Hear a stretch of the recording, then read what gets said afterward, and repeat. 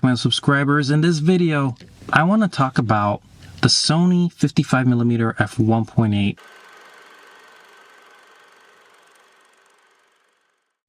So it's pretty obvious it's not a new lens, but the reason I wanted to talk about this lens is because I've been using the A7C II for a long time now, and I've had this journey of looking for compact camera with lens setups to just be able to take anywhere. So this was not my first choice. At first I went with like the newer ones, the newer lenses, and I've tried the 52.5. I've used the Zeiss 35 2.8, manual focus options, which are usually more compact because they don't have autofocus components. And I've had the Zeiss 55 3 times, and I've sold it 3 times. So it wasn't my first thought to go back to this lens, but the more I looked at it, I took a look at it with fresh eyes, coming from the Q2, coming from compact M lenses, and it kind of, it is an attractive lens in the sense of the size is compact, you're getting a normal focal length, and you're getting a 1.8, and it's solid built. So it's all metal build, it's weather sealed, although it doesn't have a seal at the mount. So it just has positives, and the prices have gone down a lot since the lens came out. For a long time it wouldn't drop because, it's a Zeiss Sony collab, so Zeiss lenses just tend to hold their value a little bit better. So I gave it another shot, and I gotta tell you, this lens fits the camera so well. The A7C II, and if you have the A7CR, it would be the same thing. Or even if you're using like a ZV-1 or any of those compact cameras, if you're using APS-C, this is a nice 85mm sort of equivalent for portraits.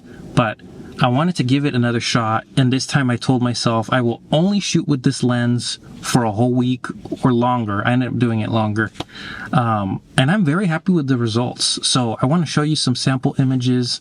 I didn't really shoot video with it, but I'll drop some sample clips in there. Overall, I'm very happy with it. I think I just looked at it with different perspective from the last time I used it, and I'm finding that is the situation for me very often now, where something that I may have dismissed in the past, I'm revisiting it and I'm finding new uses for it or just appreciating it more. This one has a lot of value added to this camera system because of the size, but also because it's offering amazing separation, great optics, that Zeiss pop to the image. And although I could start with the negatives. The first thing I know that I didn't like about this lens initially was the bokeh. And a lot of times the bokeh is busy, but it does depend on the background. You kind of have to figure out, and by trial and error use the lens to find where those points, where those situations are that the bokeh just isn't as attractive and it looks pretty busy. But for the most part, and using this lens daily now, just for shooting casual things, shooting pets, everyday stuff, I've been really enjoying it. And as you can see in the images, they're nice and contrasty. The autofocus, even though this is one of the first Sony lenses, it is a natural combo.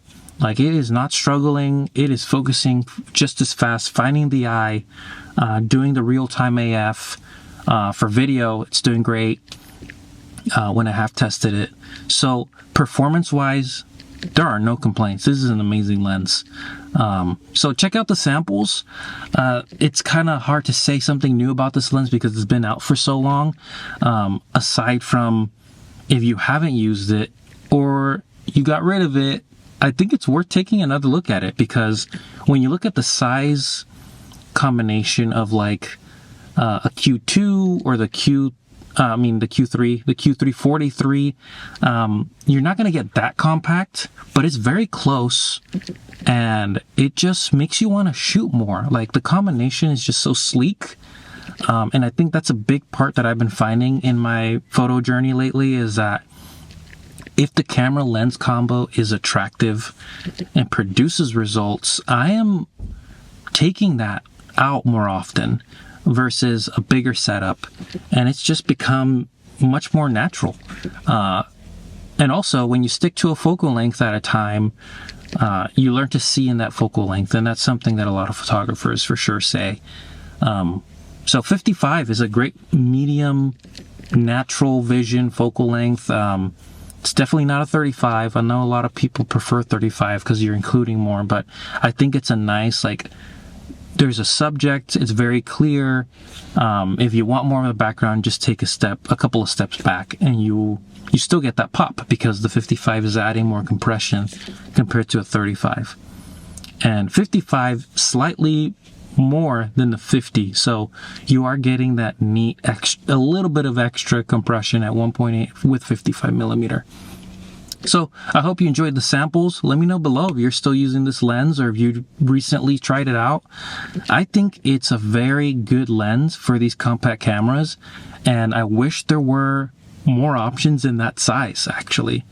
I love those 52.5, 42.5, but 1.8 is just so good. The bokeh that comes out of these 1.8s, I feel like that's a very good sweet spot to where 2.5, I mean, you can get good bokeh the closer you are to a subject, but it just 1.8 and under is a sweet spot for me. So I hope you enjoyed this. Thanks for watching. And actually right now I'm trying out the X100V in video mode, which is ridiculous. I know no one's doing this, and I'm using the app to see myself.